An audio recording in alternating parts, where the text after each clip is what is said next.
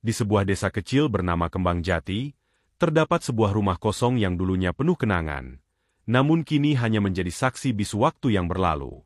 Suatu malam yang dingin, seorang perempuan muda bernama Sinta, yang wajahnya diliputi kelelahan dan rasa putus asa, berjalan perlahan dengan sebuah buntalan kain di pelukannya. Dalam kain itu, ada bayi perempuan yang baru saja dilahirkannya beberapa hari lalu. Sinta, yang berasal dari keluarga miskin, ditinggalkan oleh kekasihnya saat ia mengandung bayi itu. Orang tuanya pun menolak keberadaan anak tersebut, membuat Sinta merasa tak punya pilihan selain menyerah pada keadaan. Hatinya hancur, tetapi ia yakin meninggalkan bayinya di rumah kosong itu lebih baik daripada membiarkannya mati kelaparan di tangannya sendiri. Dengan hati yang berat, ia meletakkan bayi itu di lantai ruang tamu rumah kosong, hanya beralaskan kain lusuh. Di sampingnya, ia tinggalkan sebotol susu formula kecil dan sepucuk surat dengan tulisan tangan yang gemetar untuk siapapun yang menemukan bayi ini. Tolong rawat dia. Saya tidak sanggup menjadi ibu yang baik untuknya. Maafkan saya. Sinta menatap bayi itu untuk terakhir kali. Bayi itu tertidur lelap. Wajahnya yang mungil tak sadar akan nasib yang tengah menimpanya. Air mata Sinta mengalir deras. Ia mencium kening bayi itu, lalu melangkah pergi dengan langkah berat, meninggalkan hati dan harapannya di rumah kosong itu. Malam berganti pagi. Desa Kembang Jati mulai menggeliat dalam kesunyian pagi yang biasa. Bu Rani, seorang wanita berusia 35 tahun yang tinggal seorang diri bersama suaminya, Pak Ardi, sedang menyapu halaman rumahnya. Suara burung berkicau menemani pagi itu, tetapi tiba-tiba telinganya menangkap sesuatu yang lain.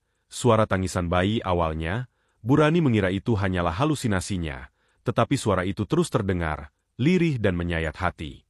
Ia menghentikan aktivitasnya dan mencoba mendengar lebih seksama. Tangisan itu terdengar dari arah rumah kosong di ujung jalan. Dengan penuh rasa ingin tahu, ia berjalan ke arah sumber suara. Ketika Bu Rani masuk rumah kosong itu, ia terkejut melihat seorang bayi tergeletak di lantai. Bayi itu tampak kedinginan, kulitnya memucat, dan menangis sejadi-jadinya. Bu Rani merasa ada sesuatu yang mendesak dalam hatinya. Ia segera mengangkat bayi itu dan mendekapnya dengan penuh kasih sayang. Ya Tuhan, siapa yang tega meninggalkanmu di sini? Gumam Bu Rani. Suaranya bergetar. Ia memeriksa sekeliling rumah dan menemukan botol susu kecil serta surat yang ditinggalkan. Membaca surat itu membuat hatinya semakin terenyuh. Ia tahu bayi ini membutuhkan pertolongan segera. Tanpa berpikir panjang, ia berlari pulang ke rumah untuk mengambil selimut dan memberitahu suaminya, Pak Ardi, yang sedang bersiap untuk pergi bekerja, kaget melihat istrinya masuk tergesa-gesa sambil menggendong bayi. Rani, dari mana bayi itu? Tanyanya bingung. Ardi, aku menemukannya di rumah kosong. Bayi ini ditinggalkan.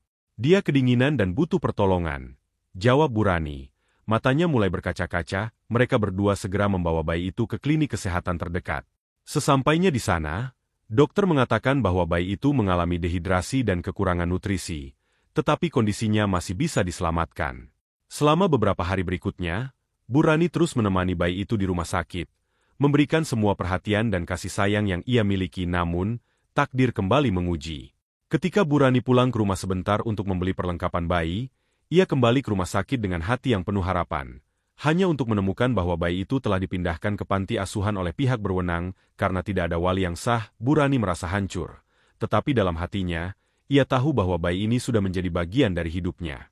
Tekadnya untuk membawa bayi itu kembali ke pelukannya semakin menguat. Setelah mendengar bahwa bayi yang ia temukan telah dipindahkan ke panti asuhan, Bu Rani dan Pak Ardi merasa hancur. Namun, di balik kesedihan itu, timbul tekad kuat dalam diri mereka untuk membawa bayi itu kembali ke rumah. Dia sudah seperti anak kita. Aku tak bisa membiarkan dia tumbuh tanpa cinta dari orang tua, ucap Bu Rani dengan penuh keyakinan. Pak Ardi, yang awalnya ragu karena proses adopsi bukan perkara mudah, akhirnya setuju melihat betapa besar kasih sayang istrinya kepada bayi itu. Mereka memutuskan untuk memulai langkah panjang menuju proses adopsi. Bu Rani dan Pak Ardi mengunjungi panti asuhan tempat bayi itu dititipkan. Mereka diberitahu oleh pihak pengelola bahwa proses adopsi membutuhkan berbagai dokumen dan harus melalui pengadilan. Selain itu, mereka harus menjalani serangkaian wawancara untuk memastikan bahwa mereka benar-benar layak menjadi orang tua angkat. Meski terasa rumit, Bu Rani tidak gentar.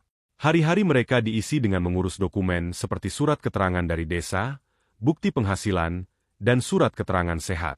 Di sela-sela kesibukannya, Bu Rani selalu menyempatkan diri mengunjungi bayi itu di panti asuhan.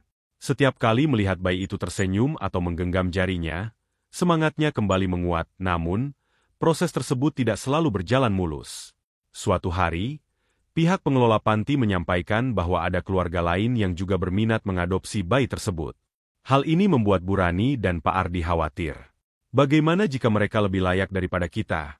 Tanya Bu Rani dengan suara gemetar. Pak Ardi menggenggam tangannya dan berkata, Rani, tidak ada yang lebih layak daripada kita. Cinta yang kamu berikan padanya tidak bisa diukur dengan dokumen.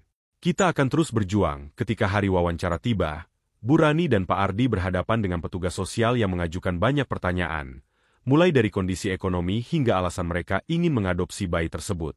Dengan suara penuh keyakinan, Bu Rani menjelaskan, saya menemukan bayi itu di saat dia paling membutuhkan.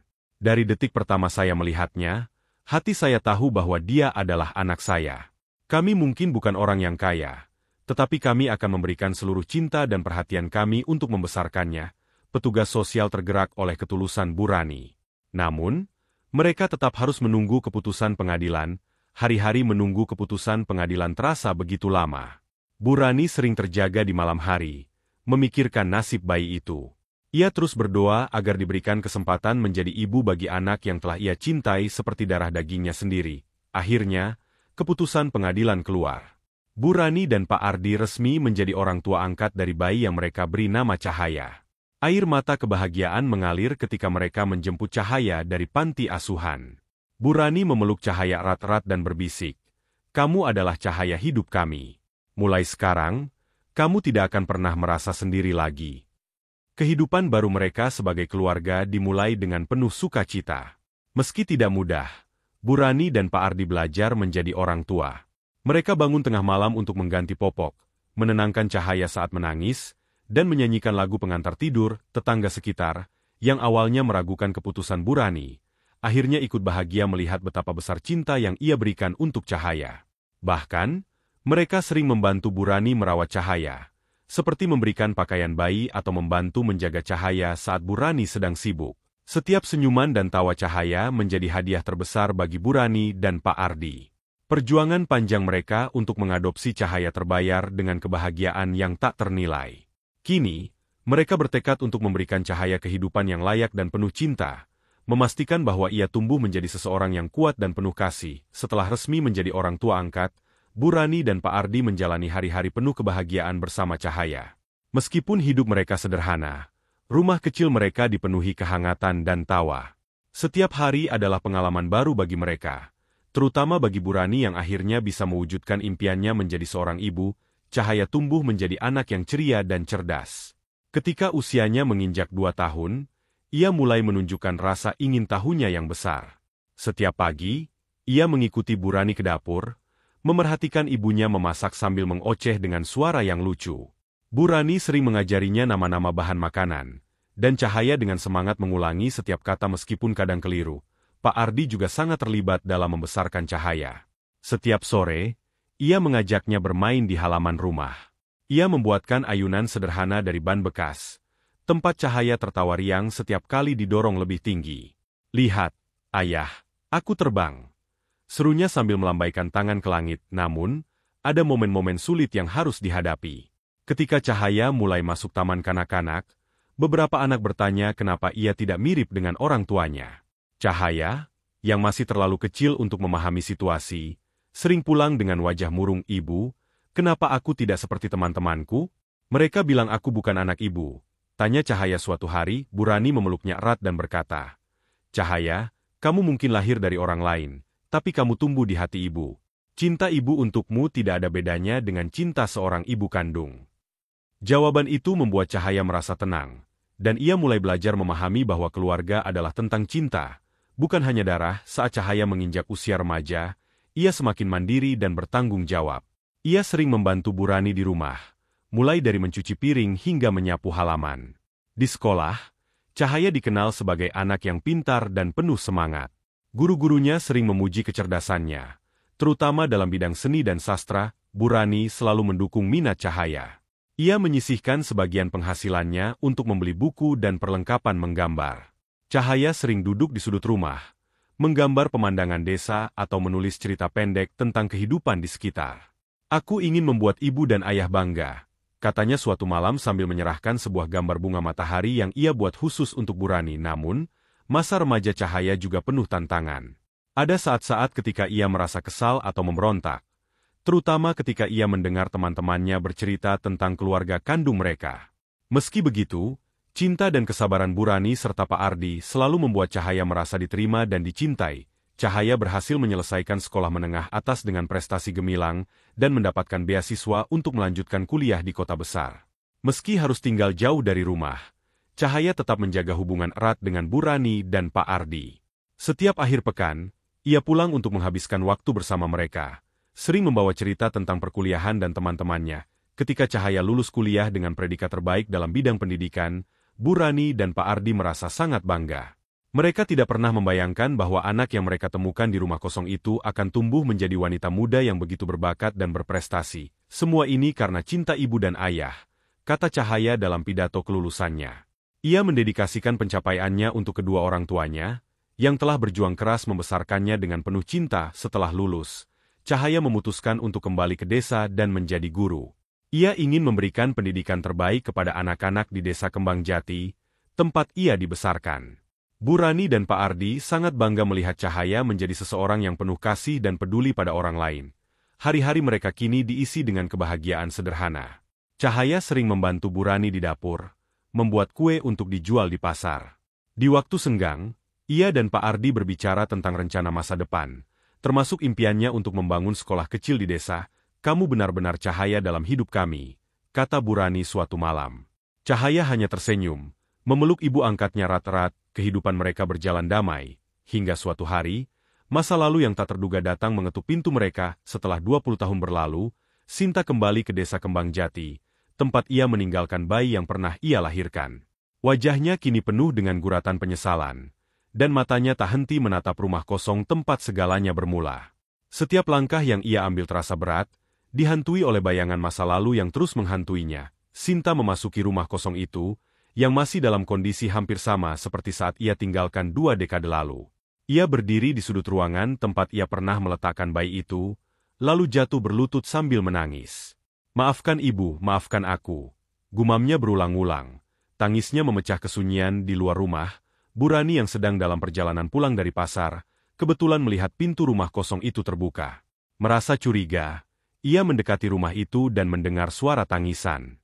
Ketika ia masuk, ia terkejut melihat seorang wanita duduk di lantai sambil menangis terseduh-seduh. Permisi, siapa Anda? Apa yang Anda lakukan di sini? Tanya Burani dengan hati-hati. Sinta terkejut dan buru-buru menghapus air matanya. Ia memandang Burani dengan tatapan penuh rasa bersalah.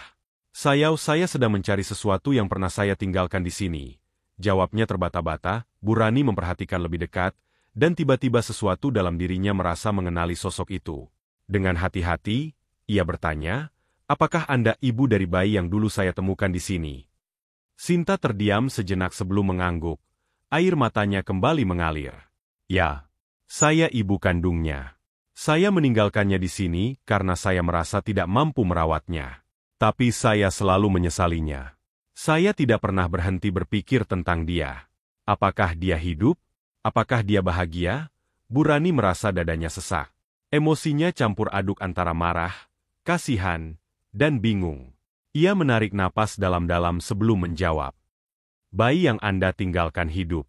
Saya menemukannya, membawanya pulang, dan membesarkannya sebagai anak saya sendiri. Dia adalah Cahaya, dan dia telah tumbuh menjadi wanita muda yang luar biasa. Mendengar itu, Sinta menangis semakin keras. Terima kasih telah menyelamatkannya dan memberinya kehidupan yang layak. Saya tidak pantas disebut sebagai ibunya. Saya hanya ingin melihatnya sekali saja dan meminta maaf. Burani menatap Sinta dengan mata penuh pertimbangan. Ia tahu bahwa Cahaya adalah anaknya dalam segala hal kecuali darah. Tetapi ia juga memahami bahwa Sinta sedang berusaha menebus kesalahan masa lalunya. Anda tahu, kata Burani akhirnya, saya telah mencintainya sejak pertama kali saya melihatnya. Saya berjuang untuk mengadopsinya dan memberinya kehidupan yang layak. Tapi sekarang, Cahaya adalah wanita dewasa. Jika Anda ingin bertemu dengannya, itu adalah keputusannya, bukan milik saya. Sinta mengangguk. Tolong, izinkan saya bertemu dengannya. Saya hanya ingin memohon maaf. Saya tidak akan meminta apapun lebih dari itu. Bu Rani membawa Sinta pulang dan menceritakan semuanya kepada Cahaya. Cahaya, yang saat itu sedang membaca di ruang tamu, tertegun mendengar cerita tersebut. Wajahnya berubah menjadi campuran antara bingung, marah, dan sedih. Ibu kandungku, dia meninggalkanku begitu saja. Dan sekarang dia datang setelah 20 tahun? Untuk apa? Apa yang dia harapkan? Tanya Cahaya dengan suara bergetar. Bu Rani menggenggam tangan Cahaya. Nak, ibu tahu ini berat. Kamu punya hak untuk marah. Tapi dengarkan dia. Kadang, memaafkan bukan untuk mereka, tapi untuk diri kita sendiri. Dengan hati yang penuh keraguan, Cahaya akhirnya setuju untuk bertemu Sinta. Ketika Sinta melihat Cahaya untuk pertama kalinya, ia langsung jatuh berlutut di depannya. Cahaya, ibu tahu ibu tidak pantas disebut sebagai ibumu. Tapi tolong, maafkan ibu. Ibu terlalu muda dan takut waktu itu. Ibu bukan ibu yang baik untukmu, tapi ibu bersyukur ada seseorang seperti Bu Rani yang mencintaimu seperti darah dagingnya sendiri. Cahaya terdiam lama sebelum akhirnya berkata dengan suara pelan. Saya tidak tahu harus berkata apa.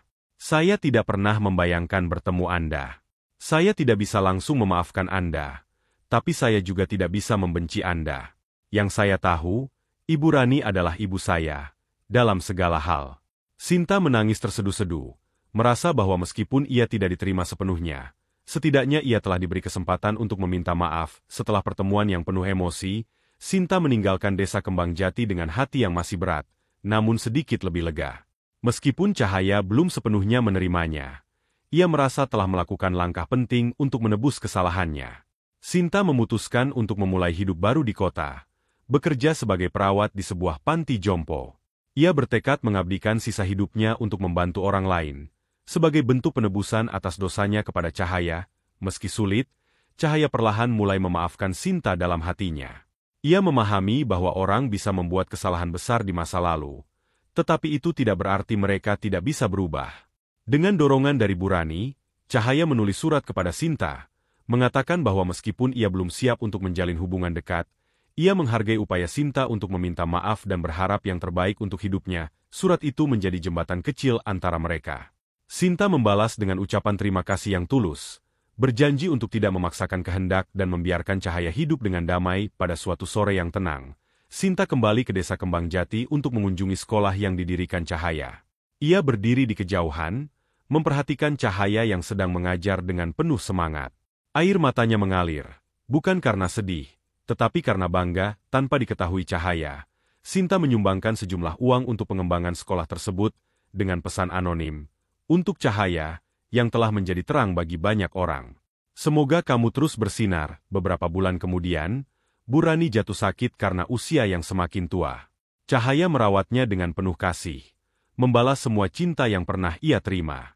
Pada hari-hari terakhirnya, Bu Rani memegang tangan Cahaya dan berkata, "Nak, ibu tenang karena tahu kamu akan terus menyebarkan cinta dan kebaikan.